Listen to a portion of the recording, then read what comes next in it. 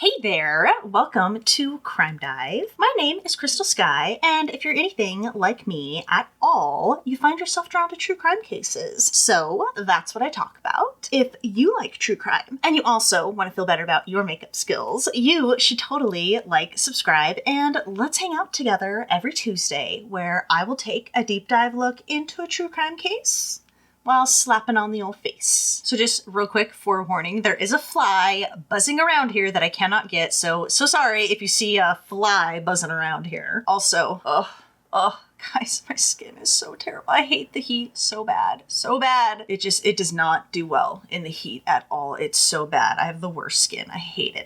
I'm gonna have to make another dermatologist appointment. And real quick, before we get into today's case, I just want to wish a happy anniversary to me and Jeff. It is our 13th anniversary this upcoming week, and just wanted to give a shout out to my wonderful, wonderful, supportive partner. He's been so supportive of me doing this. So supportive. So yeah, happy anniversary, babe. And with that, I think we can get into today's case. Now, today's case, again, was a suggested case. This case was suggested to me by Tyler Manter. So thank you so much, Tyler. Wow, this case was a pretty wild one, an infuriating one, honestly. Today, we will be talking about another serial killer. I feel like I haven't covered a serial killer in a while. Today, we will be talking about James Allen Red Dog, and this guy. This guy is just, he's just a hateful, bitter person, and we'll get all into it. And I would love to hear your thoughts about James after I go into the case. So thank you again, Tyler. Thank you so much for sending me down this wild rabbit hole. All right. Disclaimer wise, we should be okay. There's nothing too gruesome or in-depth detail that we're going into. There's some mention of sexual assault and stuff, but again, not into great detail or anything like that. So should be pretty good as far as that's concerned. And yeah, all right, guys, kick back and relax, because this is a pretty long one, because there's a lot to get into. All right, let's talk about James Allen Red Dog, y'all. So James Allen Red Dog, he was born February 1st, 1954 in Poplar, Montana. His parents were Lawrence and Almina Red Dog. James was a member of the Lakota tribe, and he was born and raised on the Fort Peck Reservation there in Poplar. James's heritage was a mix of Sioux and Assiniboine, although many articles said that James was just a full-blooded Sioux, so I'm not sure. Now, James, he had quite the big family. He had 8 sisters: Bonita Yupi, Carol Rhea, Cara Doris, Verline, Lauren Redfeather, and Estelle Bearcub. And he had another sister named Pamela Rose Red Dog, but I believe she died as an infant. He also had 2 older half-brothers, Richard and Minard Hawk. It is said James had an adoptive mother as well, and her name was Lenore Red Elk. It is also said that he had an adoptive family as well, the White Hawks. Almina Red Dog, James's biological mother, she worked in the local government on the reservation, and she also worked at Travel Industries in Poplar, and here she was a supervisor, and she would ultimately retire from this job. Lawrence Red Dog, James's father, he was a foreman at a construction company, and he also retired from his position. He did suffer a stroke at the age of 62. I am unclear if this killed him or not. I was a little unclear. The Red Dog family was characterized as a loving, caring family. Quote, "They were wonderful people, but a poor indigenous family." Now, according to James, all right, he described his family a little bit different than this. He said his father drank a lot, and said that when he was only 18 months old, his father had tried to kill him. And James said that he knew this happened because he could remember things this far back. He said his father did teach him how to hunt, track, kill, strip and clean a rifle, saying he wanted his son to be a warrior. James said that his mother was actually a sex worker, while his father was a pimp on top of being a gambler and hustling pool, and that was how his parents had provided for the family. That's according to James. That's what he said. It is said that James did grow up in abject poverty, and James would later say of his childhood, quote, "Put a child in a cage and abuse him every day. Beat him and don't let him out, and you'll have an idea of what it was like." That is how James described his childhood. It is reported that James and his siblings were routinely and often shuffled off to foster homes as his parents, quote, "worked out domestic problems." It is said that James had no close friends as a young child. He was a loner, and he often spent much of his time alone in the woods. The only person he was close to was his grandfather. I don't know if that was his paternal or maternal grandfather, not sure, but it is his grandfather who taught him the Sioux language and taught him a lot about his Sioux heritage. So I know because of his grandfather, James practiced a lot of Sioux traditions and cultural practices and stuff. One of these being sun dancing. James said he'd been doing sun dancing since he was 14, and he said of it, quote, "You were taught from that time and day that time, then on, that all of your one purpose is for the good of your people." So in an article I read about James, there were quite a few articles written about him. They interviewed Thunderhawk Lone Wolf, and he's a member of the Lakota tribe, and he lives in Virginia. We will actually get a little bit more into him way later, but he did explain in this article a little bit about the ritual of sun dancing and kind of what it was, and I just thought it was interesting and wanted to share it with you guys. So he said, quote, "There are 7 rites among our people, and sun dancing is one of them. We pierce our skin in the front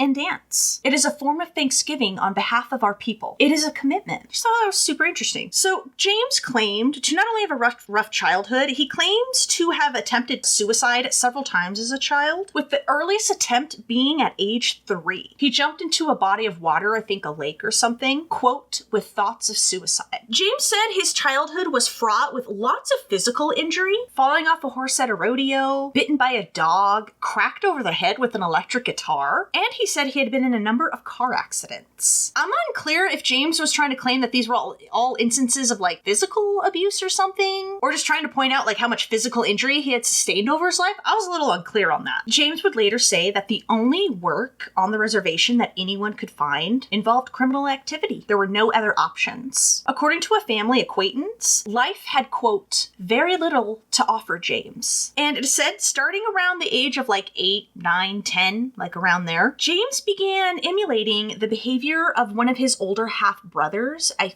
think it may have been Richard, but he started emulating, one of his older brother's behavior. And he deeply admired this brother. Unfortunately, his brother partook in criminal activity and actually in 1993 would land himself in federal prison. The same acquaintance said, quote, "Red Dog really admired his brother and tried to copy those lifestyles of his. He went outside of routes of his own age group and hung around with the older age group. James would attend school in the Fort Kip, Poplar, and Brockton areas, but he would end up dropping out of school in the 11th grade in 1970. It is also said by that time, James had a really bad drinking problem, and he said that he had started drinking when he was 14. It is reported that all of James's siblings, along with his parents, were also alcoholics. Now, when James dropped out of school at some point, not sure of any other details, all we know is that James lied about his age and enlisted in the Marines. And again, unsure of the exact year, if this was immediately after dropping out of high school in 1970 or what. But he obviously had to have been underage if he supposedly lied about his age to gain entry, right? But James would not be in the Marines very long. He left the Marines, quote, "under less than honorable conditions." And this was for constantly going AWOL and constantly getting into fights. James was a very angry person, guys, as we will definitely get into. He's just an angry, violent guy. And again, not sure of exact details. I just know that he would end up marrying his first wife extremely young. Not sure of her name, when they got married or anything, but just that they got married very young, and he would end up leaving her with 3 children. Again, don't know any other details other than that. Now, it is said when James left the Marines, he was an angry young man, bitter, just full of hatred, and he was looking to take out his frustration on somebody or something. It didn't matter. It's around this time that a growing movement is occurring in the U.S. It involved many Indigenous people all throughout the U.S. awakening to their heritage and protesting the abhorrent conditions that many of them were subjected to. By the way, these are issues that Indigenous people to this day still suffer from. The movement and the subsequent group that would form out of this was called the American Indian Movement, or AIM. So just a super quick brief history of AIM, because they do become a focal point for James. I want to just kind of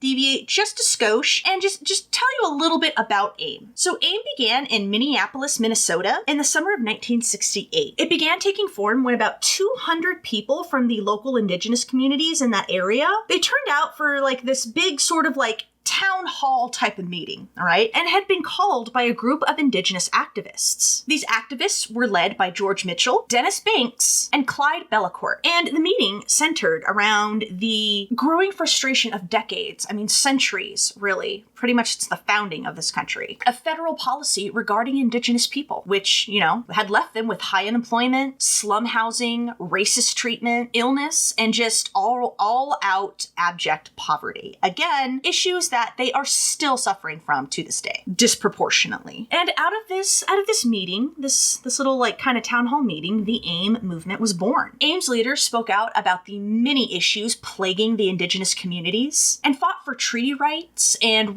reclamation of their tribal lands. They opened the K-12 Heart of the Earth Survival School in 1971 and mounted the Trail of Broken Treaties March in DC in 1972. And at this march, they overtook the office of the Bureau of Indian Affairs, the BIA, in protest of their policies and demanded equal treatment, demanded human rights, basic human rights. Now, of course, as such, a group daring to question the status quo and demand equal treatment, of course, this attracted the attention of the FBI and the CIA, and of course, they made it their mission to crush this movement into oblivion, all right? Again, not really a shock, right? They kind of have a history of doing this stuff. And this is exactly what they did all throughout the early 1970s. And yeah, dude, they were ruthless, and these ruthless tactics sowed the seeds of what would happen in February of 1973. So AIM leader Russell Means and some other followers, they took over a small Indigenous community in Wounded Knee, South Dakota. And they had staged this takeover as a protest of their corrupt government. And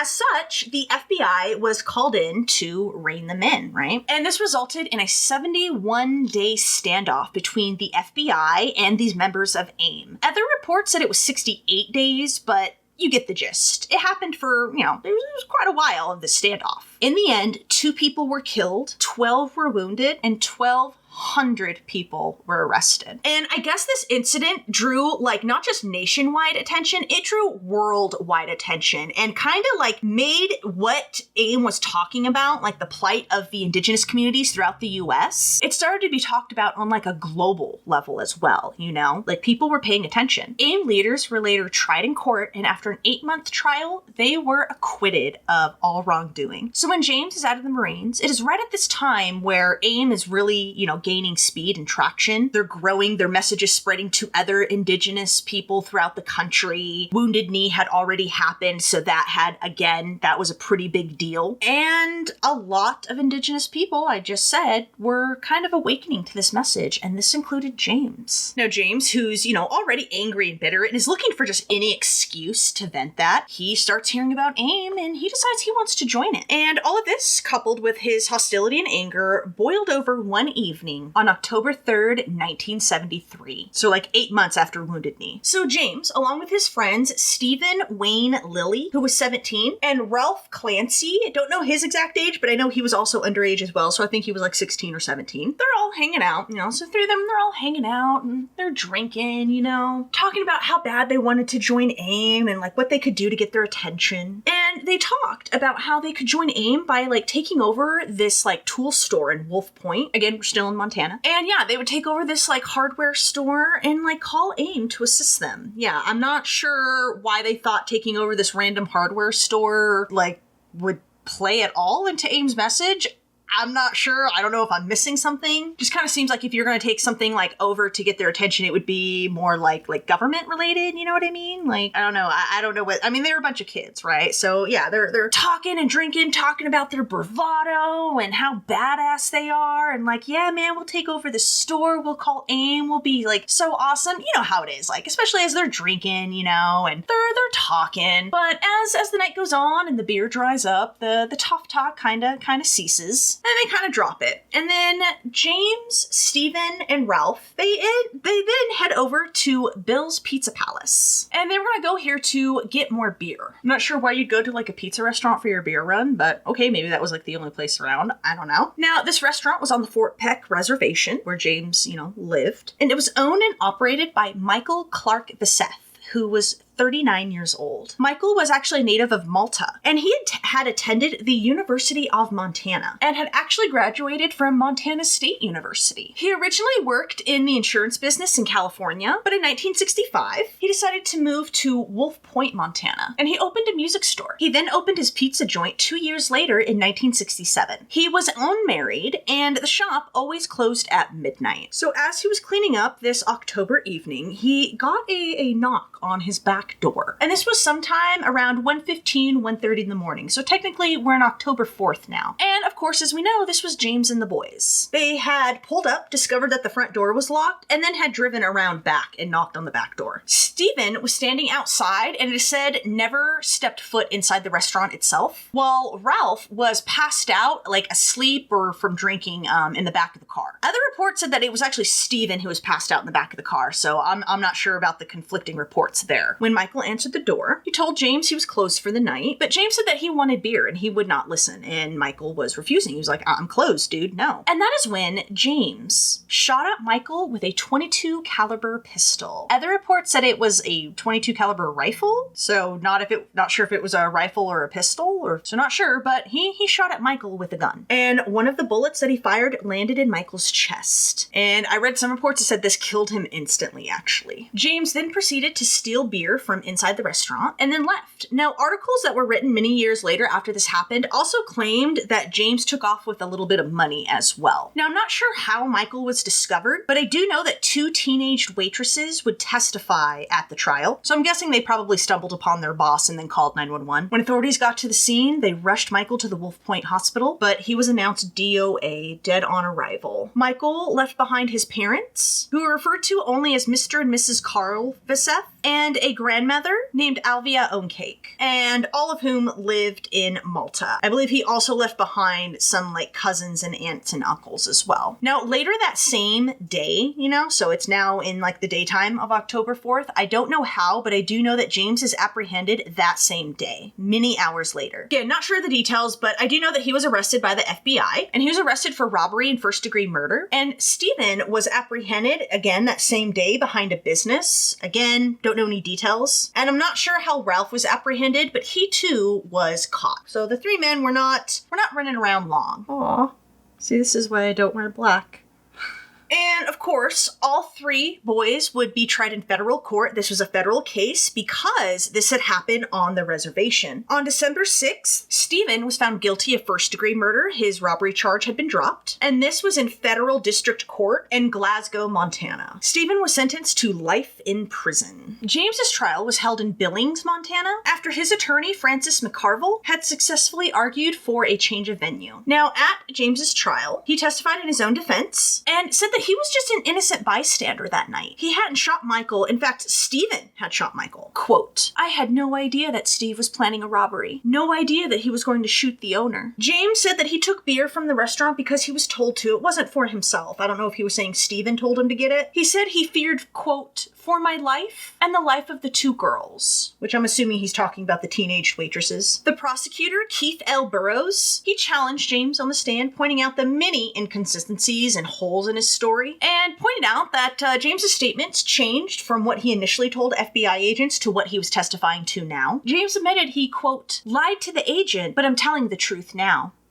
Burrows pointed out that there were several times that James could have escaped if he truly did fear for his life. But James just brushed that off and said he didn't try to escape because he was, quote, very frightened, scared. On December 12th, the jury reached a verdict that was, quote, obviously wrong. And this was according to the U.S. District Court Judge, James F. Batten, who was presiding over the trial. He had also presided over Stevens. Now, why was this obviously wrong? Okay, so get this. So the jury had found James guilty of the robbery charge, but they had found James not guilty in the first-degree murder charge, and instead had issued written verdicts finding James not guilty of second-degree murder or voluntary manslaughter. Instead, they had found him guilty of the lowest form of homicide there is, involuntary manslaughter. Now, the reason that this finding by the jury is so erroneous and so wrong is because under the law, all right, if a person committing a felony, such as a robbery, kills someone like the victim in the process of that, the murder charges that are filed, I guess they have to be first-degree murder charges. Like, it can't be anything else. Since this is a federal case, I'm going to guess that was like a federal statute or something. But yeah, it has to be first degree murder or no murder at all. So even though Judge Batten had given the jury these detailed instructions before they had deliberated, either they didn't understand, they ignored him, or maybe since they didn't think it was first degree, they wanted him to at least pay some kind of time for the murder. I don't know. But yeah, when they came back with that involuntary manslaughter verdict, it said Judge Batten, lost his shit.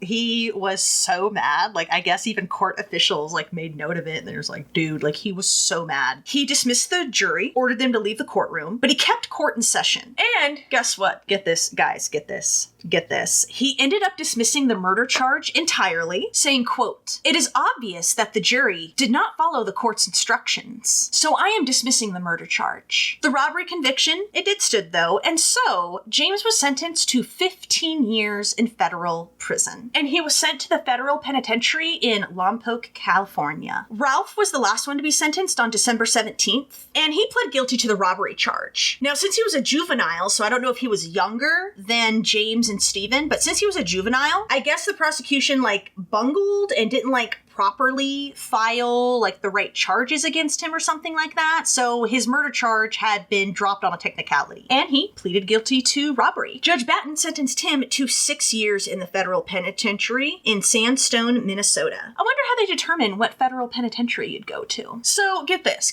So less than 2 years later, all right, 1975, Stephen would get a chance to plead his case again. So after he had been convicted, his conviction was appealed to the U.S. Ninth Circuit Court of Appeals. And it was appealed on the grounds that no instruction had been given to the jury on considering Stephen's, quote, specific intent to commit a murder. They had not, been told to, take this into consideration or something. And the court agreed with this and was like, you know what? You need a new trial. So Stephen's case was actually sent back to Judge Batten for a brand new trial. Now, guys, get this, all right? So he's got a new trial. James takes a stand. And this time recanted his earlier account that he had made a couple years earlier, saying that he was innocent, and admitted that it was indeed him and him alone who had shot and killed Michael. And the kicker is, guys, you know what the kicker is? Because James was already tried for that murder charge and ultimately acquitted, remember, Judge Batten threw it out, nothing could be done about his on-stand confession. Nothing.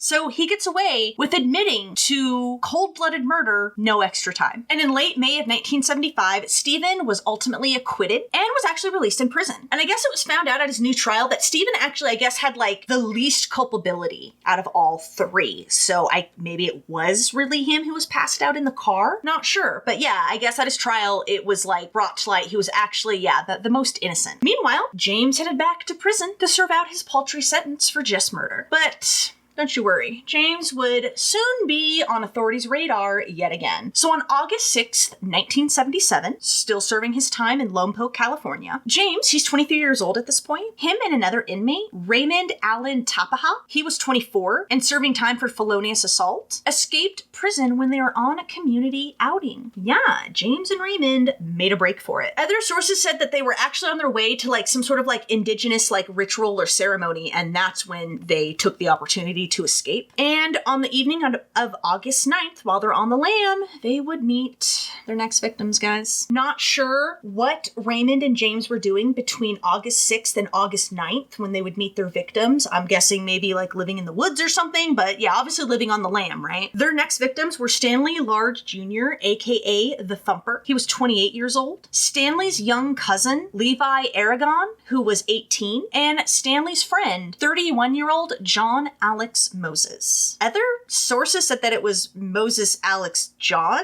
I think his name was John, though. So yeah, these three would unfortunately be the next victims. Now, I tried super hard, but I could not find really any information about John or Moses. But I did find some information for Stanley and Levi. Stanley was actually of Comanche heritage, and his parents were Leslie and Stanley Large. His paternal grandfather, Fred Large, was a member of Tim McCoy's Wild West show. Stanley had 3 sisters, named Kathy, Laura, and Karen, and 2 brothers, named Buddy and Jarvis. Jarvis would actually pass away at the age of 24, though, when he took his own life, leaving behind a wife and child. Or excuse me, two children. Now, at some point, I don't know how, when, any details or anything like that. But Stanley became separated from his parents and was actually described as an orphan who lived at the Goodland Orphans Home located near Hugo, Oklahoma. Now, I found an article from October 5th, 1960, and it talks about how 3 Indigenous boys were found hitchhiking on State Highway 13 by Deputy Sheriff Albert Sonny King the day before, on October 4th. So Stanley was only 11 years old at this time, and his companions, Tex, who was 12, and Greg, who was 11, were also found with him. Now, first told the police, and then like the welfare agency that was sitting in on the interview, that they had homes, but they had run away due to bullies in their neighborhood. Stanley said that his father was a butcher who lived in Oklahoma City, and his 2 companions told similar lies. However, of course, the sheriffs checked their stories and found out they were actually from this orphan's home, and when confronted with this fact, Stanley said, quote, "There were some big boys down there that beat up on us all the time. It's a bad place, so we had to run away." Apparently Stanley had run away before, and he actually said this was the first time he had run away since he was 7. They had taken off on Saturday, October 1st, because, there really were some bullies. There was a group of older boys who were always hassling them and giving them a hard time. And so yeah, they didn't want to put up with it anymore, and so they had taken off with really no set destination in mind. They reached Colgate, and by that time had decided, you know what, the Goodland home actually is not really all that bad. And they'd actually turned around to go back when Sheriff King had spotted them and picked them up. The boys said they initially lied to police because they thought if the police, quote, swallowed their story, they would somehow get sent to Oklahoma City. There was a news reporter there who was reporting this, hence, the article. And it said while, his friend Tex was quiet and buried himself in a book, Stanley peppered the reporter with questions like how they get the print so small for newspapers. And his other companion, Greg, was very talkative. And in the end, the boys were sent back to the orphanage. So in the article I read, one of the sheriffs, Orrin Phillips, said that the Indian Agency, whatever that is, often took young kids from indigenous parentage and placed them at the Goodland Orphanage Home because Goodland supposedly assured the children decent meals, clothing, shelter. He said, quote, "Most of them are much better off there than they are at home." And the article actually ended with, quote, "The youngsters didn't agree, but they were on their way back to the Goodland home." So again, not sure why Stanley wasn't with his parents. Remember, there is a sickening history of taking indigenous kids from their communities, from their parents, and putting them in, I think sometimes what they were called reform schools and stuff like that. So I don't know if that's what's going on here or what, but yeah, I found that little information scrounging some articles about Stanley and came across that and was just whoa. But yeah, as we know, Stanley did end up growing up, and he actually ended up moving out to Los Angeles, California. He settled in LA County in Cudahy. He worked at a gas station and was trying to break into show business, just as his grandfather had been. And in the summer of 1977, Stanley had invited his young cousin Levi to come out to the West Coast and visit him. Levi had just graduated high school in Lander, Wyoming, where he had been born and raised. And for his graduation present, his parents had actually bought him a red convertible. And since Levi had aspirations of becoming an actor, he leapt at this chance. He's got his car and he's got his ambitions and he's got an uncle out in LA. Yeah, he leapt at this opportunity. Levi was actually in LA for 2 months visiting his uncle before they would unfortunately encounter James and Raymond. So on the day of August 9th, 1977, remember at this point, James and Raymond have been on the lam for 3 days. Meanwhile, Levi and Stanley, they'd actually spent the day in Hollywood. They were trying to figure out what Levi would have to do if he seriously wanted to become an actor, so they were doing that kind of stuff. And that evening, Stanley, Levi, and John, they all went out bar hopping, just hanging out. And it is through bar hopping that they would stumble across James and Raymond. According to Levi, the 5 men, chummed it up, chatted it up, hung out at the bar. And then Stanley had invited everyone to continue the party at his house. And when everyone got to Stanley's apartment, I'm not sure if everyone drank till they passed out or what, but I'll just tell you what Levi recounted in the article that I read. So Levi said, so they're all hanging out. And again, I think Stanley and John had both drank themselves to the point where they were passed out asleep. And so, yeah, it's Levi, James, and Raymond. And Levi said James all of a sudden took out a knife and demanded the keys to Levi's convertible. But, Levi was like, dude, I didn't drive us home. Stanley drove us home. I don't know where they're at. I don't know where he put them. I don't, kind of probably panicking, you know? Not to mention he's probably a little inebriated at this point, so that's not going to help you think clearly. But James just kept badgering Levi, just kept badgering him like, where are the keys? Where are the keys? And finally, James stood over Stanley, who was sleeping on the couch at that point. Again, I'm guessing he probably drank to the point that, he got sleepy and passed out. And once again, James demanded Levi's keys. And again, Levi was like, dude, I'm telling you, I don't know where they're at, I swear. And that is when James all of a sudden stabbed Stanley, who was asleep on the couch, twice in the chest. He then ordered Levi to tie Stanley up, but Levi couldn't do it, so James ended up doing it himself. And then Raymond took the young, scared 18-year-old Levi into a back room where he would be sexually assaulted and sodomized for the next approximate 24 hours. Before being forced down the hall by Raymond, Levi said he saw James go over to John, who was also asleep, and stab him in the side twice. And I think at some point, James tied both men's hands behind their back because when they were eventually discovered, their hands were tied and they were stabbed multiple times. So I think that's what James was doing as Levi was being assaulted. So the next evening, August 10th, James and Raymond, they finally end up finding Levi's keys and then proceeded to kidnap Levi at knife point and force him to leave with them. So James and Raymond ended up driving Levi to Las Vegas, and along the drive, the men drank, and Raymond continuously assaulted Levi. Now again, because the men were drinking, eventually they passed out, and this afforded Levi the opportunity to escape. Now, I'm not sure if they were staying at a hotel, if they had pulled over and camped out under the stars or what. But the article just said that Raymond tried to catch Levi but couldn't, and Levi watched him run after him through the rearview mirror as he took off in the car. So I think he escaped in his own car. Levi went straight to the Las Vegas police, and when he arrived, he was wearing nothing but jeans and he was splattered with blood. He told police what had happened, but he omitted the sexual assaults and said that James and Raymond had thrown him in the trunk as they drove to Las Vegas. But police, they were pretty suspicious of this, because they were like, wait a minute, there's no way you could have survived riding in the trunk of a car between Los Angeles and Las Vegas in the dead ass of summer. There's no way you would survive that. So what really happened? And, again, he's omitting the sexual assaults. And finally, the cops were like, well, we're going to charge you with something because you're standing here in blood and all this other stuff. And that is when Levi finally came clean about the sexual assaults. He said he didn't at first because he was ashamed and embarrassed, which is just so heartbreaking. Las Vegas police found James and Raymond. I'm guessing they were probably still at the same location where Levi had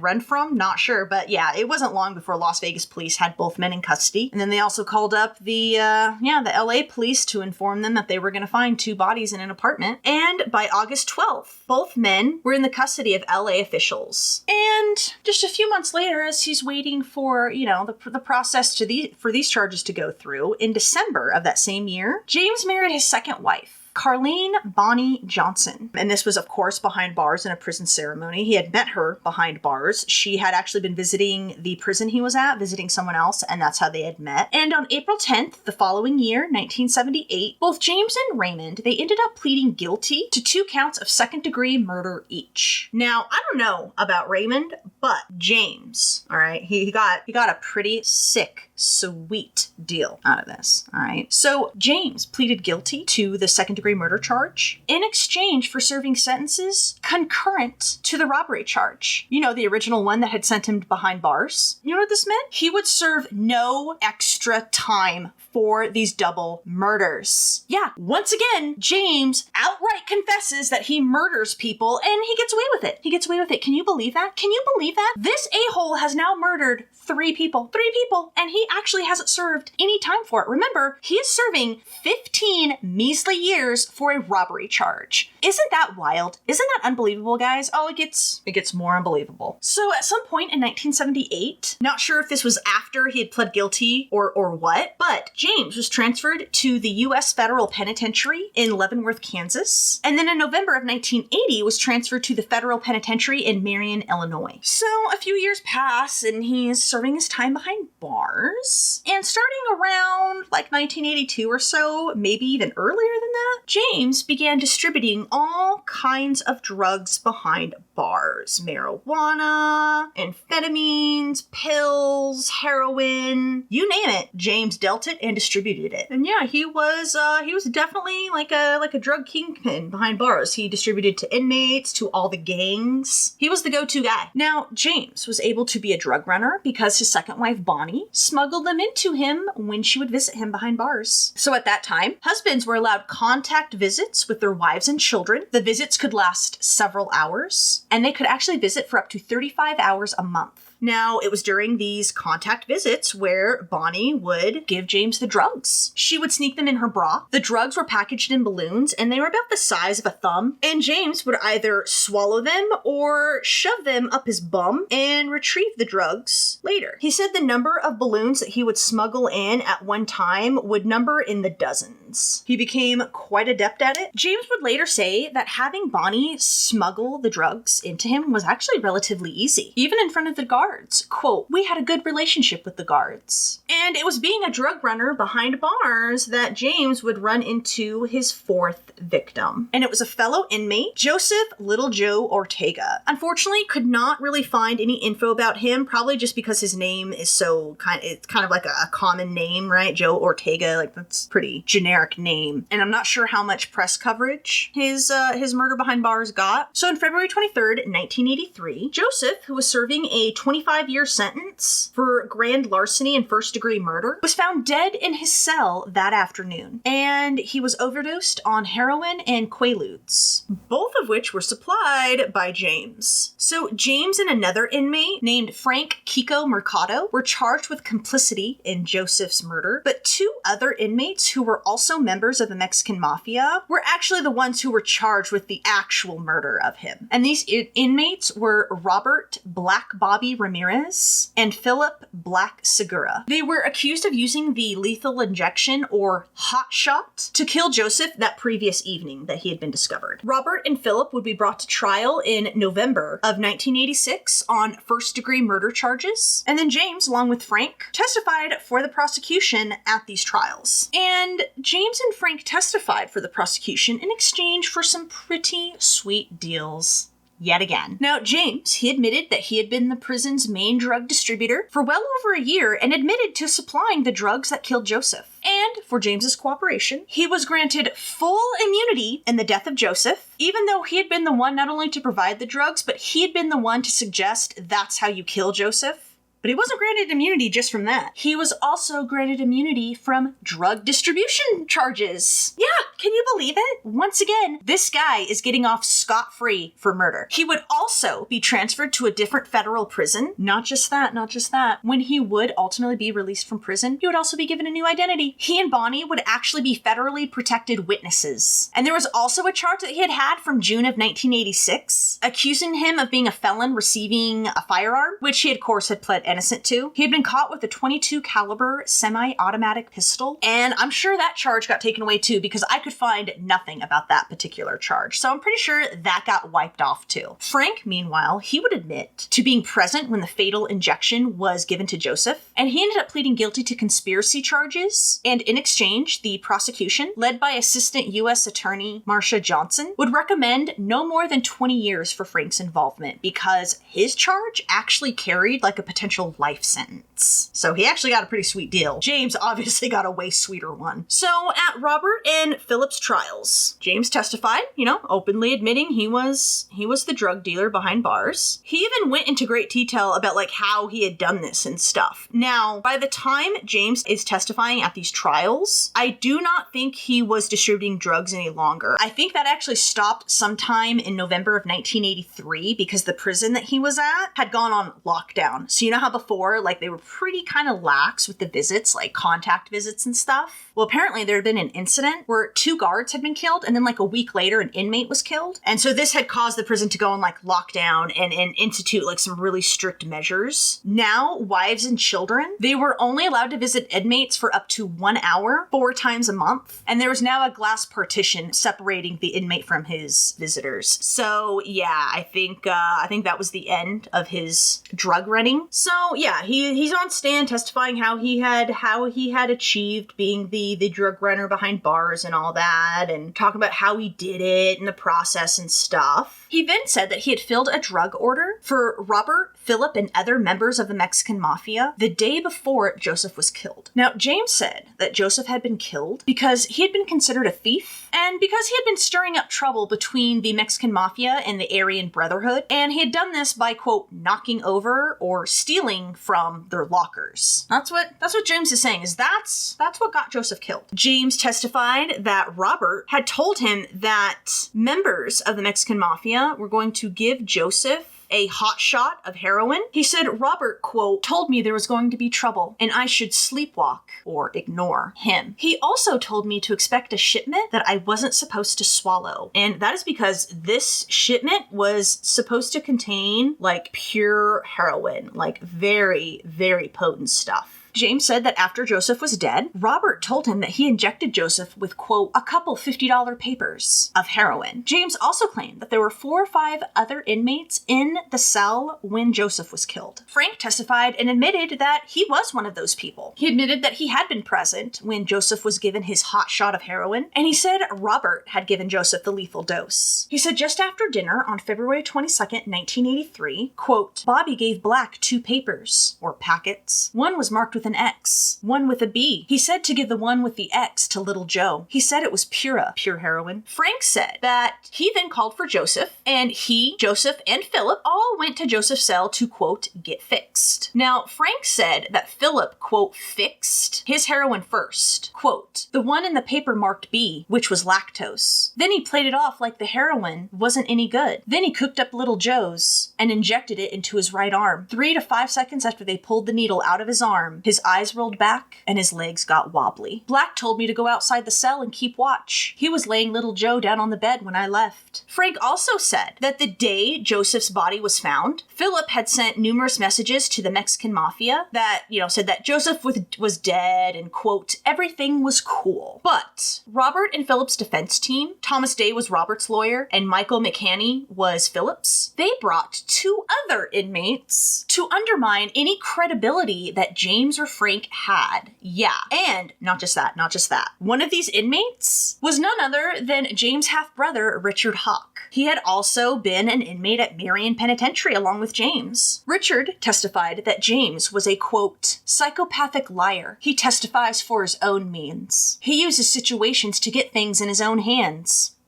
Yeah. The second inmate, Martin McNally, he testified that on, quote, numerous occasions, Frank had actually admitted that he had been the one to kill Joseph, and that Robert wasn't actually even involved at all. In fact, Martin actually accused James and Frank of being the actual murderers of Joseph. And he said they killed Joseph because, quote, he wasn't paying his drug bills. He said that Frank, quote, was quite concerned about being indicted. He was deeply concerned about the life sentence. He said that if necessary, he would plead guilty and get the best deal he could from the government. He said he hated lying, but would do anything to get out of a life sentence. And in the end, the testimonies of Richard and Martin, they won over the jury. And on November 21st, 1986, Robert and Philip were acquitted of Joseph's murder. With, of course, James and Frank walking away with some pretty sweet deals. James more so than Frank. Now, you're probably asking, wait a minute, why? Why did James, get this deal? I don't understand why. Well, let me tell you. Now, to be fair, this is speculation, all right, guys? This is speculation, but the prevailing theory as to why James got this sweet deal has to do with the fact that James at some point turned against AIM and started cooperating with the FBI. And this started in July of 1984. Now, his total involvement isn't known. I don't even know how involved he was with AIM. That kind of floored me. I was like, wait, he did join AIM? So I don't even know the extent of James' involvement with AIM, let alone his involvement with the FBI. So part of his testimony in Robert and Philip's trial, James had said that AIM was funded by criminal activity, that they conducted contract killings, and as an AIM warrior himself, he was expected to carry out killings. He actually claimed that he had killed Stanley and John over in California because they were contract killings. And he had been ordered to kill these men by AIM because they were allegedly enemies of the cause. And I think he mentioned this to prove that he was a contract killer or something. Now, the government, of course, unsurprisingly, has kept James' involvement with them under wraps. No one knows exactly what James told them or what he provided for them, but it is believed, due to his involvement with the FBI, who, remember, were hell-bent on taking down AIM, James had gotten some pretty sweet perks. So, like I said, beginning in July of 1984 is when his involvement with the FBI starts, right? And so remember, this is as the court case for Joseph's death is going through, like, the process. So it is at this time that James turns against AIM and, begins cooperating with the FBI. Now, remember, the FBI was hell-bent on destroying AIM, and they were even more hell-bent because there was another standoff that had happened in Wounded Knee. This one occurred in 1975. In the end, this time, 2 FBI agents were killed. And the leader of AIM, Leonard Peltier, was ultimately arrested, tried, and convicted, and he was sentenced to 2 life terms for the deaths. Leonard actually served in the Marion, Illinois Penitentiary alongside James, and he had also served times with James at Leavenworth. And again, we don't know exactly what James provided the FBI with, what he did for them or whatever, but we do know that it granted him immunity from yet another murder. And in fact, get this, on November 29th, 1984, so once again, the trial for Robert and Philip is kind of going through the process, right? James was actually paroled from the Marion Penitentiary, and he was paroled to his home on the Fort Peck Reservation in Montana. And he was able to serve pretty much, like, I guess, house arrest. And he actually stayed out of trouble for about a year, but on June 3rd, 1986, he was arrested by tribal police in Billings for carrying a knife, which of course is a violation, right? And in August of that same year, he was sentenced to 2 years for this knife charge. But what do we know about James? Just like with every sentence that's been levied against him, this one was to be served concurrent with his original robbery charge from 1973. Yeah, no extra time. Can you believe everything James has done behind bars at this point, guys? And he's gotten no extra time. He's only serving the 15 years from that 1973 robbery. I'm sorry, that's wild. And on February 2nd, 1988, having served out his time, James was released, and him and Bonnie, remember, they're federally protected witnesses now, and they were given a new life in Delaware. Now, get this,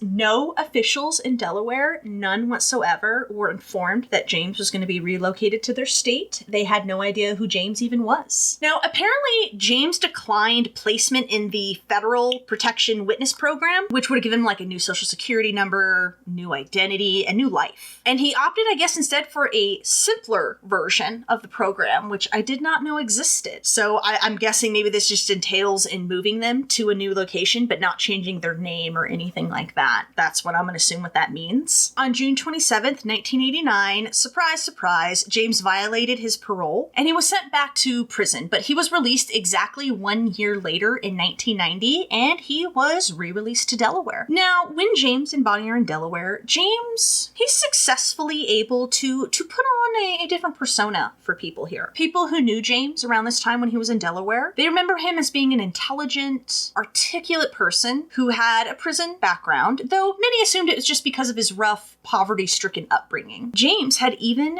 befriended the local indigenous community, the Nanticoke tribe, and they mostly lived in the Oak Orchard area, tucked near like the Indian River, and James was welcomed by them with open arms. He was described as being pleasant and charming, and he really was successfully able to weasel his way into the tribe, into these people's lives, into the community. He ingratiated himself to them. In fact, he even enjoyed a close relationship with Charles C. Clark IV, who was a Nanticoke spokesman and son of the Nanticoke chief, Kenneth S. Clark Sr. Now, Charles described James as being gentle, being proud of his heritage, and said James was actually teaching him the, Sioux way of drumming and singing. However, it is said that James, he put on this charming persona when it suited him, okay? When it benefited him. And when it did not, he turned back to the aggressive, mean, bitter bully that he had been his whole life. I guess he apparently even bragged to some people over here in Delaware that he was a contract killer. Meanwhile, Bonnie, she ran a jewelry kiosk at the Concord Mall in Wilmington, and later she would work as a secretary. And it is at the jewelry kiosk that James runs into yet another victim, though he wouldn't kill this one, just kinda, I would say probably emotionally abuse her.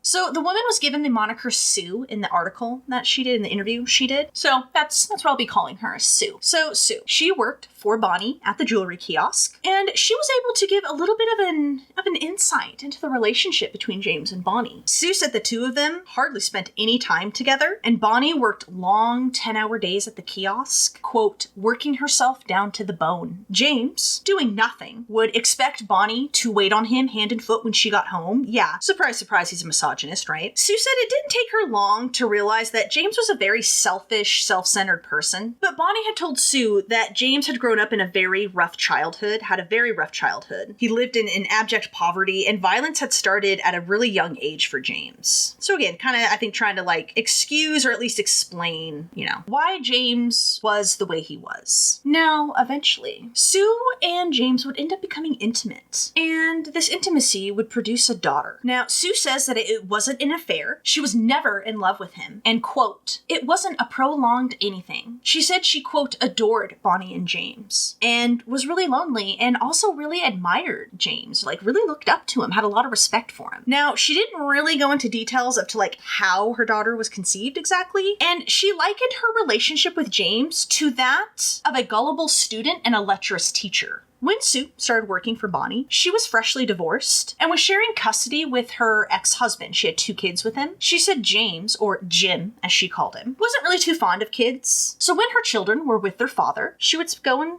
spend times with James. Now, she knew he had served time for murder, but didn't know really anything else about him, like that he didn't actually serve time for murder. She said she felt sorry for him. Quote, I thought he was a man looking for a fresh start. He had a really rough childhood. And Sue's interest in James slowly started turning into an interest in his indigenous culture and his heritage. She became very interested in that. Quote, I wanted to learn the sacred indigenous teachings. I was gullible. He told me, if you really want to grow and learn and broaden your horizons, you will listen to me. I thought if you don't give him the opportunity to open your mind, then I have a closed mind. It was emotional blackmail. By the time he was finished with me, I was ashamed to be white. I was ashamed I couldn't reach the level of perfection he had reached. I don't know what to think about that. Like, I don't know, wanting to learn sacred indigenous teachings, like, is some of that stuff, like, isn't that stuff only supposed to stay, like, within the community? I don't know, I thought that was interesting. Ashamed to be white? What? I don't know, I thought that was just interesting and weird. Sue said that James had a huge ego, shocker, and instead he really used how naive she was and how vulnerable she was to his advantage. Sue said that James also thought of himself as God's gift to women. What a shock. Quote, he thought every woman wanted him. I wasn't one of those, but I did want to be a good student. Now, when Sue told James that she had become pregnant, he was not happy. He demanded that she get an abortion, which she refused. She told him, quote, the only way you will get rid of this baby is to put a gun to my head. If only she had known who she was saying that to. James was more worried about Bonnie finding out, worried that she would throw him out of the house and he would be a, quote, gigolo. Sue said that she only wanted emotional support from James. She didn't want marriage. She didn't even want financial assistance. Like, she just wanted emotional support. But James was having none of that, all right? He didn't care. He only cared about his own situation and how this was all going to affect him. And he actually never, ever acknowledged his daughter was Sue, even though Sue did get a paternity test to prove that he is, in fact, her daughter's father. James told Sue that if she ever came after him for parental rights, he would sue for tribal rights, and that if she did have his child, there would forever be a bond between them. Sue never saw James after the day she informed him that she was pregnant, never saw him again. She later said, quote, I regret from the bottom of my heart what I did, but I don't regret her for a minute. Of course, referring to her daughter. Now, all throughout James's time in Delaware, he struggled with alcoholism. Remember, he had had it since he was a young kid, but he also struggled with a cocaine addiction. And in January of 1991, James actually checked himself into the Bowling Green of Brandywine Treatment Center, located near Kennett Square, Pennsylvania. However, after only days of checking himself in, he checked himself out. He told his counselor that he was a contract killer and he had to go because there was a hit that he had to do.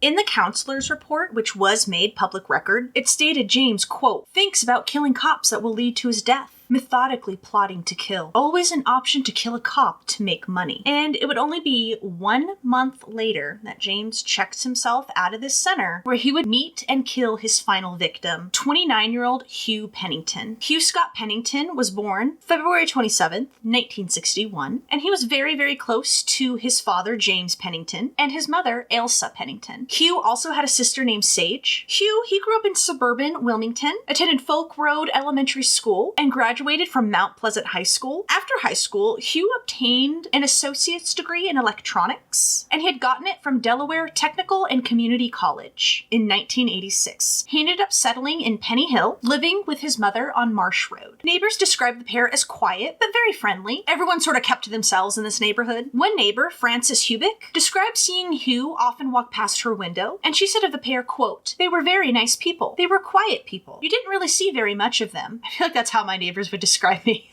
Hugh actually worked at Tally Ho Motor Lodge, and he worked here as a night auditor. And actually, this was actually the same hotel that James and Bonnie had stayed at when they were first transferred to Delaware. Another source said that, Bonnie worked there too, and yet another source that it was Hugh's mother, Ailsa, who knew Bonnie. So not sure, but we do know that, James and Hugh, they were aware of each other. They weren't, friends or anything. They were, at best, acquaintances. So they were aware of each other. The owner of the hotel described Hugh as, quote, extremely well-liked, and, quote, always did a good job. Hugh's father described his son as very creative and very active. Hugh was a painter, a poet, a film connoisseur, an inventor. He was great with electronics, loved the outdoors, and was known as kind of a bit of a clown. He had a silly side. Hugh was always thinking, was described as a, quote, intense man by his father, and oddly, his father said that Hugh had always had this, sense that he wasn't going to live a long life. But according to James, Hugh's father, he didn't really dwell on it. Quote, his mind and his life were so rich and so full, he lived an awful lot in 30 years. He said his son's strongest suit was painting, and Hugh had even sold a few paintings, and he had sold them through local galleries, in addition to being showcased at the Wilmington Library Emerging Artist Show in October of 1990. Yeah, he was able to actually sell some of his work. However, Hugh wasn't just an artist, he was also an inventor, and before he died, he had actually submitted an application for a patent for an invention that was a way to use aluminum cans for building material. Yeah, he had created this thing that would make aluminum into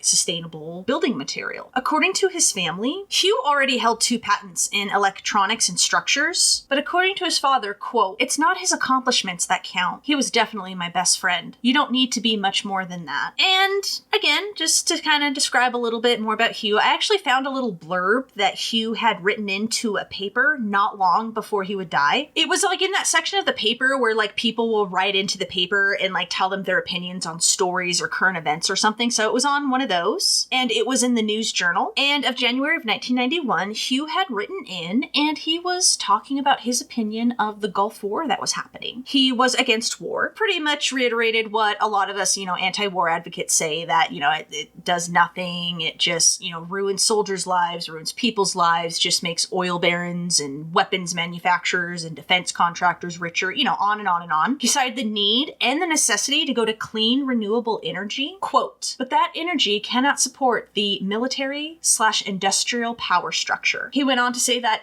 when and if the government ever did decide to go to clean, renewable energy, it'll be in a, quote, slap-happy manner. I just thought that was a super little, interesting thing that I found. I was like, oh, hey, look, just to, get a little insight into who Hugh was. Now, on February 9th, 1991, Hugh went out to celebrate with his family. He told them about his pending patent application about his invention, and he was super stoked about it, right? He was super excited. Meanwhile, that same evening, James, he drove to Millsboro, and here he sold some jewelry that Bonnie had made. He remained there, indulging in alcohol and cocaine, hanging out with a friend and 2 other women. And finally, when James did return to Wilmington, he drove to Hugh's home on Marsh Road. Now, I believe it is just speculation, all right, at this point. We don't really know 100% why James went over there, but according to court documents, Hugh was a manic depressive and he was taking lithium. And allegedly, James was thinking about going on that himself, and he wanted to talk to Hugh about it. And again, just like we don't really know the reason James went over there, we don't really know the events that transpired once James went to Hugh's home. All we know is that James forced Hugh down to his basement. He had converted that into his own workshop. James forced Hugh down there, bound Hugh's hands and feet up with duct tape and electrical cord, and then slit Hugh's throat, leaving a 6-inch long gash. And it was so bad, Hugh was nearly decapitated. And poor Hugh bled out to death on his basement floor. After he was done murdering Hugh, James left and went home to Bellefonte. Now, when he got home, he obviously had been drinking and driving because he had a whiskey bottle in hand, and Bonnie was home. And she was actually entertaining a friend, a 52-year-old woman, and James asked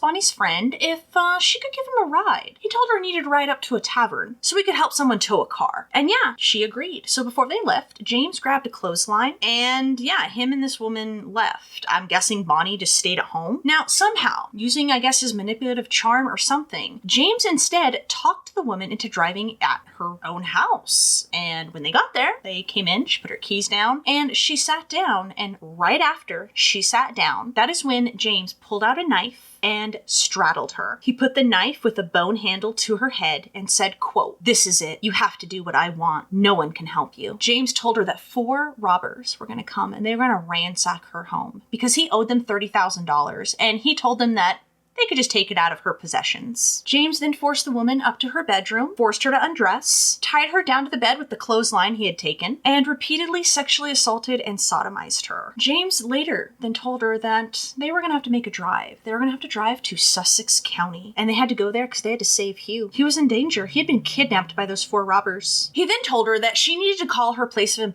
employment and tell them that she wouldn't be in. Now, the thing was, this woman wasn't even scheduled to work. So of course, when her boss picked up the phone and, heard her say this, he immediately knew something was up, all right? She said she was sick and in pain. He asked, should I send someone to come and check on her? And she's like, no, and just repeated again, I'm sick and in pain, and wouldn't be able to go into work. Her boss then asked, should I send an ambulance? And again, she repeated herself, no, I'm sick, I'm in pain, I can't come to work today. And finally, the boss was like, should I send the police? And that is when she said, quote, "Yes, thank you very much." Now, it is said state troopers were actually at the woman's door, within minutes. I think within 10 or 15 minutes of her boss calling, because he immediately, of course, hung up and then called. But at that point, her and James were already gone. They were on their way to Sussex County. And here, James kept the woman in a barn overnight and sexually assaulted her 2 more times. Now, Hugh's body was discovered the next day at approximately 7 a.m. after a neighbor had called the police for a welfare check. Not sure why the neighbor thought that they needed a welfare check, but as we know, it's a good thing they did, right? Now, Hugh's mother was not at home. I'm not sure where she was. There were some reports that reported that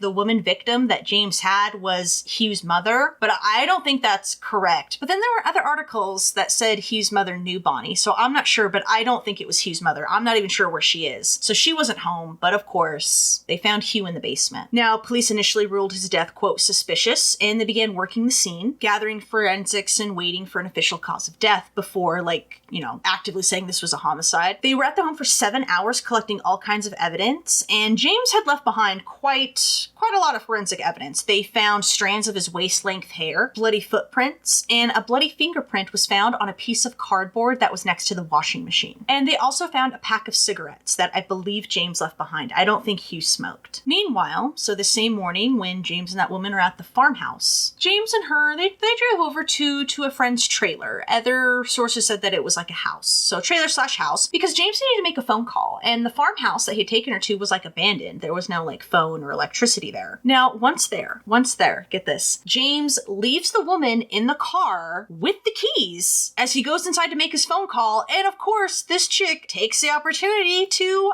hightail it and escape. It is said as soon as James heard the car start up, he immediately ran out and was yelling, and he was yelling, quote, she knows, and his friend was what does she know? James said, quote, I killed someone. So I don't know why he would leave her in the car with the keys, but I don't know, he also has an ego. Maybe he thought he had control over her? I don't know. Now, right after this, James went back inside and called Bonnie. Meanwhile, as police were working the scene at Hugh's house, Bonnie drove up and informed them that she thought James might have something to do with this. The police then went to James and Bonnie's home and they were searching it, and that is when James's call to Bonnie came in. Now, though police didn't hear what he said, Bonnie told them that James had denied killing Hugh. He said someone named Bill did it. And he also told her that her female friend was all right. Yeah, okay. Meanwhile, the woman who escaped in the car, she pulled into the first place that she came across, which was the River View Lounge at Oak Orchard in Sussex County. According to one witness who was there, Gary Jackson, he said, quote, "She looked like she was out of her mind." He described how she entered the lounge around like 7 or 7:30. She was holding a silver gun. She stated she'd been kidnapped, was like waving the gun around, was like, "Will someone unload this?" and just like really freaking out. Police also found the hunting knife in the car that she had escaped in, and this was the knife that had been used to slit Hugh's throat. And the woman also was able to lead police to the farmhouse where James had kept her overnight. And here, police found James's bloody boots and 2 notes that he had written. One was addressed to Babes, which was his nickname for Bonnie, and it began with, quote, "Babes, last night I went crazy and killed Hugh." The other note, James said that a man named John had actually killed Hugh. Now, after the woman had escaped and informed police, the hunt for James was on, all right? There was a manhunt on for this guy. He was being charged with first-degree murder, possession of a deadly weapon during a felony, kidnapping, and first-degree unlawful sexual intercourse. And James would lead police on a 4-day manhunt. They scoured the Oak Orchard area where she had escaped from. I mean, that makes sense, right? And I guess there were sightings of James throughout this area during the days. He had even burglarized a few homes in that area, like taking food and clothes, and he even left behind some notes, like basically saying like, "Hey man, sorry I'm taking this stuff, but like I'm on the run of the cops and I need this." I know he left behind his leather jacket at one of these homes. And a lot of these homes were also summer homes, so a lot of them were unoccupied, and I think he stayed in some of these. Yeah, needless to say, residents around this area, they were on high alert, and everyone was locking their doors and refusing to leave their homes. And on Tuesday, February 12th, shortly before 8 p.m., James knocked on a door of a house that was near Delaware routes 5 and 24. The residents who were home and were aware of the manhunt for James and recognized him, I guess, through their windows, refused to answer the door, and they actually called the police, and James took off running. I don't know if they told him that they were calling the police or what. Police believe that they arrived about 10 or 15 minutes after the call came in, and they swarmed the area, right? Dogs, helicopters, like huge search parties, like they were hunting him. But still, James escaped. James would finally be captured on Valentine's Day, Thursday, February 14th. Now, remember, like I said, the primary search for him focused around the rural Sussex County area where the woman had escaped from, but James was ultimately located 100 miles south of there in Wilmington. He was apprehended crossing the Winchester Bridge in Wilmington at approximately 8:45 a.m. Police had received an anonymous tip that James could be found there, or at least in like the surrounding area. When police confronted him, James offered no resistance, verified that he was James Allen Red Dog, and he was the one they were looking for, and he was brought in with really not much of a hassle. Officers said that he seemed fatigued, tired, and he was actually barely able to walk. Bonnie visited her husband after he was in custody, and in his interrogation, James told police that he didn't remember at all the night that Hugh died, that he killed Hugh. He had no recollection. He said he probably did do it. He also said that he had a second personality named Johnny, and Johnny was responsible for every bad thing that had happened. On February 12th, 1991, a grand jury indicted James on charges of first-degree murder, kidnapping, 4 counts of unlawful sexual intercourse, and 3 counts of possessing a deadly weapon during a felony. On March 7th, James pleaded not guilty. His lawyer was Assistant Public Defenders Edward C. Pankowski and Nancy Jane Perillo, and he was prosecuted by State Deputy Attorneys General Stephen Wood and Peggy Jo Hageman. Now, since Hugh's death did not meet the aggravating circumstances requirement needed to seek the death penalty, the prosecution instead used James's past to argue for the death penalty. They pointed out his 4 other murders, for which he served no time, let's remember, and the fact that he was an FBI witness, which had prevented him from being charged from yet another murder behind bars. Wood said, quote, "We don't know what information he gave or how valuable it was. Nonetheless, I feel a prosecutor in this office who made a deal with a 3-time murderer would be fired on the spot." In April, Superior Court Judge Norman A. Barron ordered James to be mentally evaluated. He was evaluated by doctors, and in their reports, one doctor noted, quote, "Much of his conversation was centered around the plight of the indigenous people who live on reservations, both from a historical historical as well as current perspective. He was rather emotional in discussing these issues, and at one point stated, quote, "They are born in hate, grow up in hate, and will die in hate." He emphasized the poverty, the lack of appropriate job skills training, and no motivators improving oneself, all of which he felt leads to a lot of drinking. James told this doctor that he actually wanted the death penalty, and he wanted it because he was tired, and the doctor had noted, quote, "These comments either indicate he is truly tired of leading the kind of life he has led, or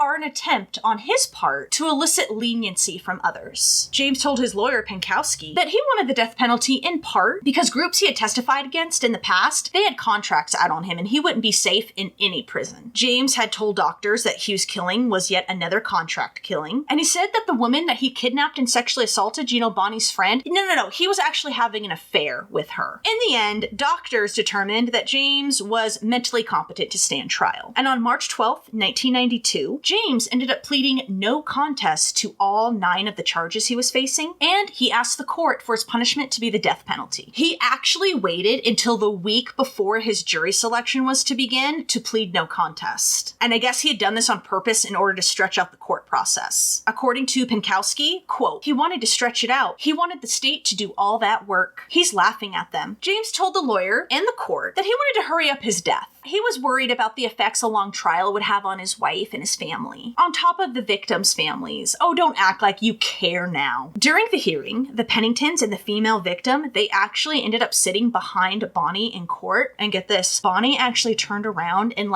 made a move to apologize or talk to them or something, and they immediately moved to the opposite side of the courtroom. Can you believe that? Bitch, what are you doing? Don't even look at them. It was then up to Judge Barron to decide if James should get his wish. Should he be put to death? During James's penalty trial, an FBI agent who actually worked on the prison murder case and had worked with James, he testified, and he was actually accompanied by a federal prosecutor who made sure that no detailed information that the FBI didn't want out there remained that way. And in the end, Judge Barron granted James his request and sentenced him to death. And this was on December 3rd, 1992. James told a TV news reporter that he had actually been ready for his execution ever since he committed his first murder way back when. Quote, "From that moment on, I was prepared to die." James told his lawyer, Pankowski, that he wanted no appeals, and he wasn't going to fight his sentence. He just wanted it done. In another interview, James offered a little bit of insight into what could have possibly triggered his violence against Hugh. He suggested that Hugh must have said or done something that triggered him, and triggered the, quote, hate he had learned in prison. Quote, "When you get out, you turn that hate against society. It might have been he came down and tried to get bad with me. If he did, you are operating out of intuition and reflexes." That James said, "Don't stop until, quote, whenever you sober up." In the same interview, James also blamed his poverty-stricken childhood and blamed everything that he had grown up with as the reason as he turned out the way that he did. Quote, "I had no choice. There wasn't no job on the reservation. Crime was the only thing left to me to make a living out of. When I took that role, I was prepared for the end. So now it comes to this." Now, many of the Nanticoke people that James had befriended, remember, they were so pissed. They felt so betrayed by James. They were rightfully outraged, man. Really outraged and really offended. They referred to him as a, quote, coyote, which is a deceptive animal in their culture. And in fact, Charles Clark would later explain that the coyote could make up seem down and down seem up. Quote, "The man has the ability to suck you in. Red Dog is the ultimate trickster." So Charles and many others, they were not only angry at James's actions. They were angry that they felt like his actions reflected poorly on all indigenous people. And the Nanticoke, along with probably practically every other tribe, already suffered from problems, mainly of displacement and poverty, much of the same conditions that James grew up in. And they were really offended at James laying all of his problems on his upbringing. They were saying that's such bull. We're all subjugated to those same conditions, but we're not out murdering people, Charles said, quote, "But just because you come from that background doesn't give you a license to kill." And he said just because James had indigenous blood in him, it didn't mean that he had the heart of an indigenous person. He continued on, quote, "If he's going to be an example of an indigenous person, I want nothing to do with it. All he's done is bring discredit and shame to indigenous people." Another Nanticoke member, Joseph P. Harmon, he explained that he felt James's actions they do reflect on all indigenous people because James was being, quote, painted as being a wild savage or something. The Nanticoke chief, Kenneth Clark, book. He said, quote, rather than dying like a warrior, he's going to die like a common criminal, like he should. Yeah, there was a lot of bitterness from the Nanticoke tribe that he had befriended, and like rightfully so. I'd be pissed too, wouldn't you? But James's family, they stood by him. They stood by him. And in fact, there was like a statement / like letter that was written and signed by 6 of his 8 sisters. And get this. Okay, so it said in part, quote, as a family, we stand behind him 100%. Our brother will take these last steps to his death with pride and dignity, and proud that he's giving in return for what he took, a life. They protested, quote, white news accounts of James saying, quote, he's not the multiple and motiveless killer they paint him to be. The people of Delaware should be thankful that our brother is willing to give his life like a man, instead of spending thousands and thousands of taxpayers' money on appeals. Would you be brave enough to walk the walk he's about to take? And I'm sorry, when I read that, screw you bitches. Are you kidding me? Are you kidding me? Oh, are you brave enough? No, you know why we wouldn't? Because we would never have to take that walk, because we're not cold-blooded killers. Like, I'm sorry, yes, your brother is a motiveless, cold-blooded killer. Like it or not, that's what he is. I couldn't believe that. Like, I get standing by your family, I guess, but good Lord. And to act like somehow him wanting the death penalty is like of a great pride and, you know, you should be thankful. How about no? I don't get it. I don't get it. Sue, she said that she didn't believe in the death penalty. Quote, I have trouble killing a roach. You're talking about a human being. Nobody is 100% bad. There's good in the worst of things and bad in the best of things. But ultimately, she didn't really care. Saying that, you know, hey, you know what? My heart isn't really involved with him and I'm kind of too busy with my daughter. So ultimately, even though I'm against the death penalty, don't really care. And remember James's first victim, William Veseth? His cousin Michael, he was a dentist in Malta, and he doubted that James's execution would even take place, even though he felt that it should. He said of James, quote, he worked hard to get where he is. He seems to be a fairly intelligent fellow who knows what he is doing. He has worked the system quite well to the detriment of a lot of other people. If they would have stopped the fellow after he killed my cousin, it would have saved some other people's lives too. It was just fumbled all around. I don't think the system performed very well, to put it mildly, right? Now, though James wanted to be put to death, he was found to be mentally competent, and even Penkowski, his lawyer, had relented and knew that his client knew what he was doing. The public defender's office still tried to get Penkowski to argue to the judge for a delay of execution and to also argue for another mental evaluation for James. They wanted to show that James was not actually in his right mind, and he did not and was not capable of rationally giving up his own life. So ultimately, the motivation behind this is like they believe that the state's death penalty statute was being unconstitutionally applied to individuals whose crimes had been committed before the statute had been enacted, and they really, really wanted to get this issue brought up before a federal judge. But this was tricky, all right? Because under court rules, only the defendant can file a death penalty appeal. And of course, in this case, you know, James doesn't want to. Hence why the public defender's office just kind of wanted Penkowski to do it anyway. But, you know, Penkowski had refused. He knew, you know, he said that he knew what his client wanted, and even though he himself did not agree with the death penalty, like, his client had made up his mind. And I guess knowing that Penkowski, like, was against the death penalty, this really made James, like, respect him, and the two ended up kind of forming kind of like a close bond of sorts. And Penkowski was the only legal representation that James wanted. But the public defender's office, they didn't care. And the week before he was scheduled to be executed, they actually sent a state public defender, Lawrence M. Sullivan, to argue that, yeah, James was mentally incompetent and they needed to delay the execution. And he argued this before Judge Barron. Barron denied Sullivan's request, saying that, dude, we need, like, evidence of mental instability here. Like, you're bringing this out of nowhere. The state Supreme Court upheld Barron's decision, and they said that the question of whether or not James could rationally give up his life, quote, collapsed with the finding that Red Dog is mentally competent at the present time. The court also chastised the public defender's office for assigning, quote, multiple attorneys to represent the same person and simultaneously take inconsistent positions. They pointed out that Penkowski was the one to represent James and had been this whole time. The public defender's office was not, you know, representing him, and this caused, like, the question is like, well, who does represent James? And James then sent a signed letter to the court saying that he wanted the death penalty and he wanted Penkowski to be his lawyer, and only Penkowski. Quote, any appeal filed at this late date is in retrospect a form of cruel and unusual punishment. Any further litigation to regard an appeal at this time and date serves only to reinforce that such actions by you or others within the public defender's Defender's Office is strictly in your best interests, meaning the lawyers and the judges. Therefore, I request and demand that as a client, the privilege of decision-making within the client-attorney relationship be respected. Pretty much squashing that argument, right? But even though Penkowski,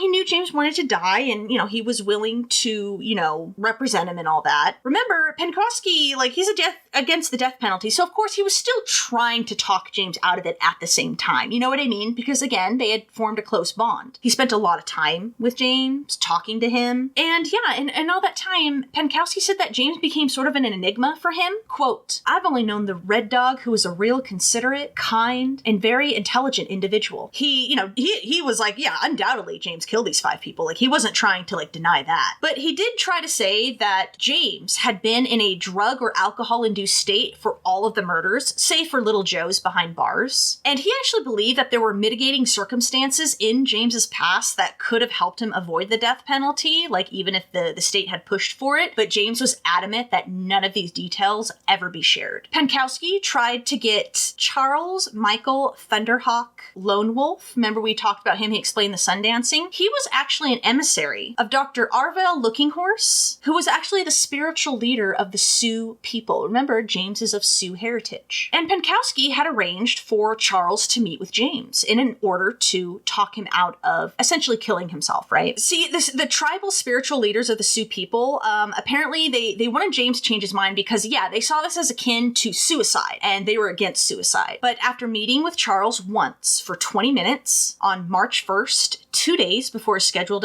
execution, James had still refused to appeal. He had also refused a second meeting with Charles, and Penkowski, along with the state public defender's office, they had actually filed a motion with Judge Barron to allow the second meeting, even though James had refused. And they were trying to argue that, James wasn't informed that Charles was actually an emissary of Dr. Looking Horse, and if James had known that, he would have been obligated to meet with Charles again because of, Looking Horse being, the spiritual, leader of the Sioux people. And they were saying he was being denied valuable, spiritual advice. But I think the court just was like, no, he doesn't want a second meeting. You're good. But the state had countered with their own motion, saying that Charles here was actually an ex-convict with 25 known aliases and apparently a pretty full criminal background that included arrests for theft, robbery, assault with intent to the big R word, and weapons charges from all across the country. He had served 7.5 years behind bars, and the state accused Charles of using his heritage to actually con and trick people. They said that his last parole officer had received numerous complaints about Charles, and that these complaints had said that Charles had, quote, used indigenous folklore and rituals as a scam and a means of conning money from unsuspecting victims. Judge Barron ultimately sided with the state, citing that giving Charles a second access to the correctional facility actually posed a risk to James, quote, correctional personnel, and to the execution equipment. The judge had brought up James's past of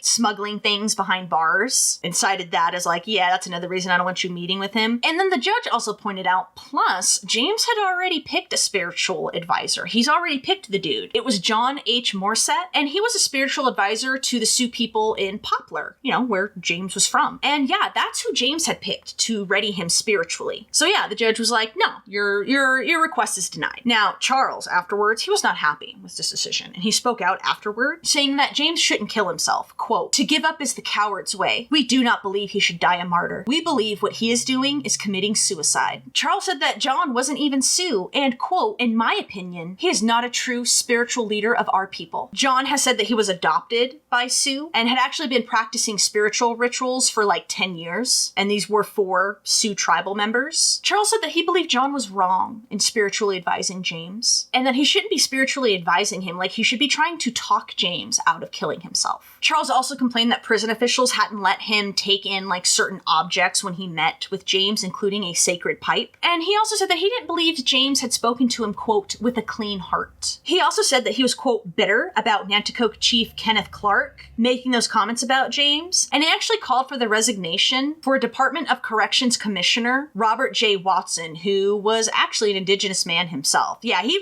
really went on like a tirade here, like just, I don't know, it came off as sort of like immature to me. But in an interview with John, the man that James had picked to be a spiritual advisor, he said that he was just doing as James requested, which was to be his spiritual guide and to help, prepare him for his impending death, like spiritually, you know what I mean? John said that he himself is not Sioux, and he cannot speak for them, although he has been adopted by 3 Sioux families. Quote, I claim no special powers. I claim to be nobody. I have just been asked to help, and I agreed to do it. I will do my best and ask for God's help in the matter. He said that he, though he didn't specifically remember James or Bonnie, it had actually been Bonnie who had called him and said that James had specifically requested him. James said that he had actually met John years ago during a sweat or a spiritual cleansing ceremony. James didn't want to minister and wanted a spiritual Indigenous person. So that was when James had decided to call up John, and he decided to go to James's aid. John himself is Hidatsa, or is it Hidatsu? I found 2 different pronunciations for that. He's also Arikara and Mandan, which I guess all these tribes hail from North Dakota. So he is Indigenous himself, but just not specifically Sioux. But John said that he has been practicing Sioux beliefs and traditions for quite some time. He was keeper of a medicine bag handed down throughout his family and was a pipe carrier and an Indigenous traditional dancer. He explained that, quote, we have ceremonies that the spirit goes through the Milky Way, or they say he went south. The ceremonies are called spirit keeping. The Sioux think there's a spirit that lives in us, and when the body no longer functions, this spirit will go on. The Sioux believe that we came from the stars. You look at the Dipper, and there are 7 stars, and that's where the 7 Lakota rites are represented. And on the execution of James, John said, quote, it is really a tragedy that a wife is going to lose a husband, and a mother, and a father, and brothers and sisters are losing a son and brother. But on the other side are other families who've lost a loved one. It is tragic for both sides. John himself had actually lost his adopted son in a drive-by shooting in Poplar, and I guess with this, along with other violent acts, had actually made the local community start questioning their own justice system and stuff. Now, before his scheduled execution, James requested not to have an autopsy. Delaware state law dictates that everyone killed by the death penalty has to have an autopsy afterwards. But the Attorney General's office and the state medical examiner, they agreed not to perform one. And James's body was going to be transported back to Montana, and he was going to be buried on the Fort Peck reservation that he had been born and raised on. When the day of James's execution came, I guess John was not allowed to be in the room with James or put hands on him, despite John being his spiritual advisor. Now, some thought this was motivated by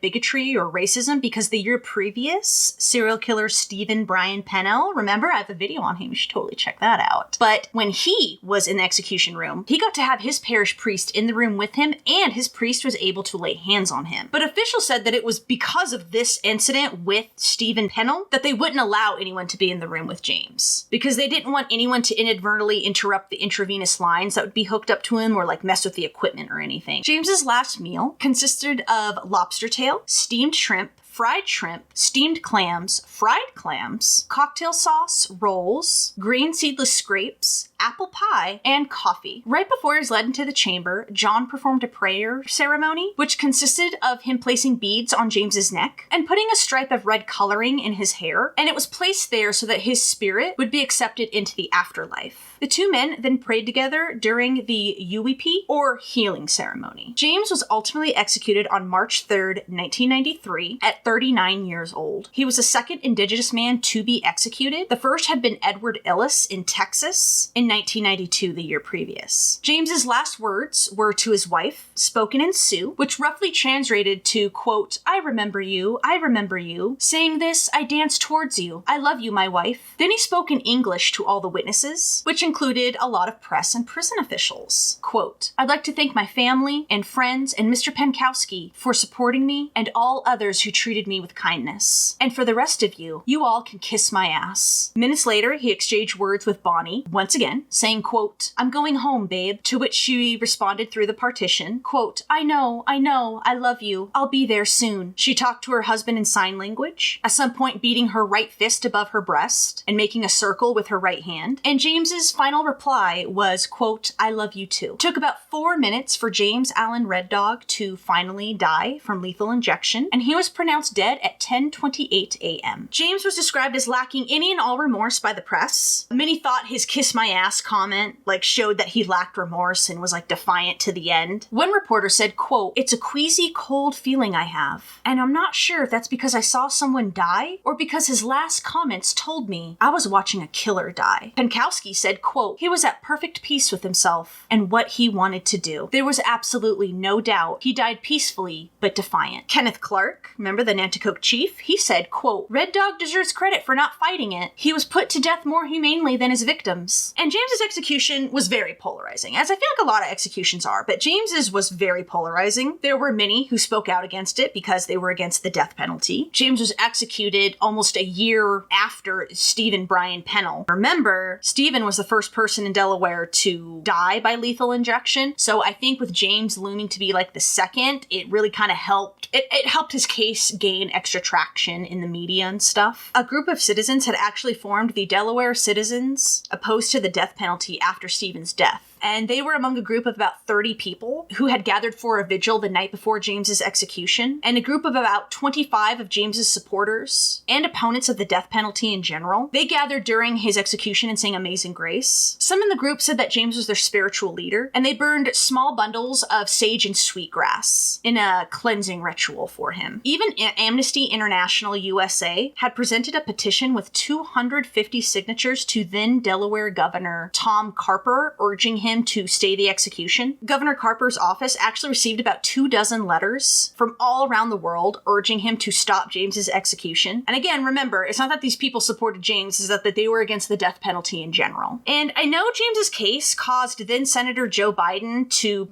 he was chairman of, the Senate Judiciary Committee, and he wanted to propose a bill that would, prevent federal officers from just, dropping off criminals in states without informing any type of state official, because literally no Delaware state official was aware of James's presence, was aware the FBI was just going to be dropping off a federally protected witness in their state. And I tried to find information about that. I know the bill died in committee, but I don't know if it was maybe made part of the crime bill or something. I tried to find out, but honestly, guys, as you can tell, there's already a lot of information in this. And so, yeah, I don't know if that bill ever came to pass, if it got looped in with the ultimate crime bill, not sure. But yeah, whew, we are finally done. That was James Allen Red Dog, guys. Man, and I have so many thoughts. So at first, when I researched this case, I did feel sorry because a lot of the articles had to do around his looming execution, right? And first felt sorry for him, because of course, the indigenous communities still to this day suffer from disproportionate amounts of poverty and just terrible conditions and treatment, right? But I don't know, after really going deep into this guy, I think he was just a bitter, hateful, angry person. And I guess the reason I think that is because, if he actually cared about the plight of his people so much, if that really was the motivator of why he killed, why would you kill innocent people who had nothing to do with you? I mean, shoot, dude, Stanley was an indigenous person. Where's that logic? You're gonna kill a fellow indigenous person? What the hell? I don't understand. Every single person, I guess you could make the argument Little Joe behind bars isn't that innocent, but regardless, he was serving his time. You know what I mean? I don't know. I think James was just a cold-blooded killer, and I think Ames' movement and the plight of the indigenous people, I personally think for James himself, that was just a convenient excuse. I think he was just an angry, angry person, and he just used the plight of the indigenous people and Ames' movement to satisfy his bloodlust. That's what I personally think, and I think it's really gross and disgusting. Reminds me of Valentine Underwood in the Rosie Ortega and Mandy Scott case. Remember, he was trying to say oh no, I didn't do it. You're just pinning it on me because I'm a black man. Bro, no, that's a real issue that affects real people. Kind of the same thing here, right? Indigenous people are subjected to awful, abhorrent, disgusting conditions even to this day. And how dare you use their plight as an excuse to murder in cold blood? Everyone James killed was not doing anything to him. You know what I mean? I don't know. Please tell me what are your guys' thoughts? What are your thoughts? Dude, his sisters too, trying to be all prideful, he's a real man because he's gonna take the death penalty. Real men don't murder. How about that? That really floored me. I don't know. know, this was an interesting one. And again, thank you to Tyler Manter for suggesting this case to me. My lord, that was quite the rabbit hole that I dug down. Like, my goodness. Yeah, please tell me your guys' thoughts. Please tell me your thoughts. I'm gonna go ahead and wrap it up. I've talked long enough. I will see you all here next month for October. My favorite month. I hope until we meet again next week, I hope you take care of yourself out there. Stay safe. Remember, don't be a D-bag. Don't be like James, all right? Don't sit there and take out your anger and frustration on innocent people. You know what I mean? Go, I don't know, go take a boxing class or something. Like, go punch something. But don't take it out on innocent people. Alrighty, guys, that'll do it this week for Crime Dive. I will see you next month. Bye-bye.